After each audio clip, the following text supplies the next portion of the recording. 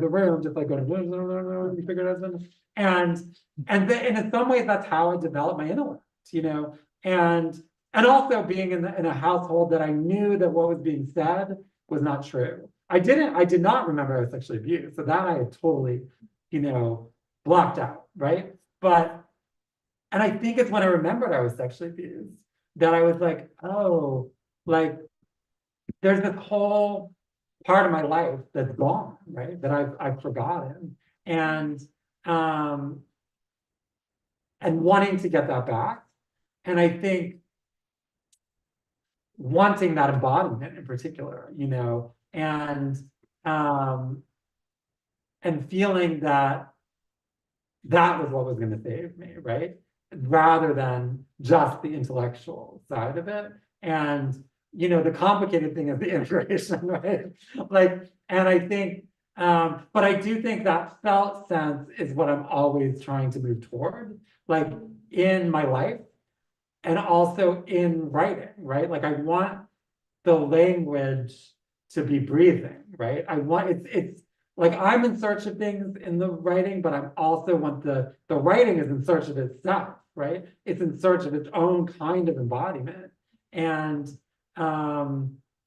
similarly, I think where, when I was a teenager, it was invulnerability that was going to save me, right? Like someone, walked down the street, someone's like, I'm going to kill you, faggot. And you're like, or someone, you're just like, what? Right? You're just like, look, whatever, nothing can touch you, right?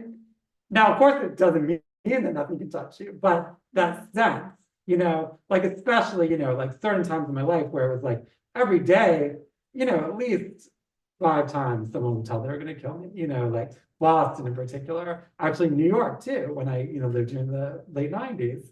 And, but now I think it's vulnerability actually that I'm so much more drawn to, that is how I'm going to connect and how I'm going to like find a way to live, in the world. And so I feel like that's where that felt sense, or that, that, and all that sense of touch too, because touch is something that grounds me in a way that thinking is what I'm always doing, right?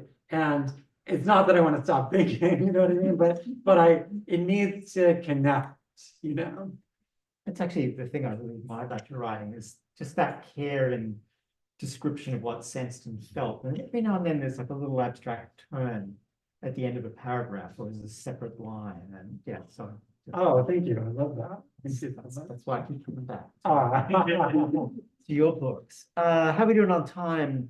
Greg, one more? Yeah. Any other thoughts or questions out there in the audience?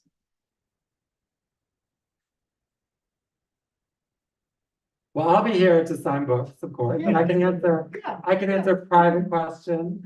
I love hugs, so hugs always. I have a few other events coming up in case you know anyone in Boston. I'll be at Paper Cuts. I think that's on the 28th. I'll be in Providence at Riff Raff on the 27th.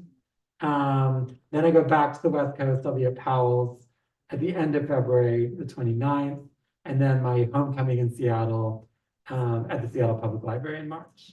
But Boston and Providence are the ones coming right up. Are you going to SF? No, I did a virtual event in SF, but I'm not going there, not in this tour. Yeah. This is the book, people. You know what you got to do now. Yeah, once again, time. Thank you, Matilda. Thank you for the.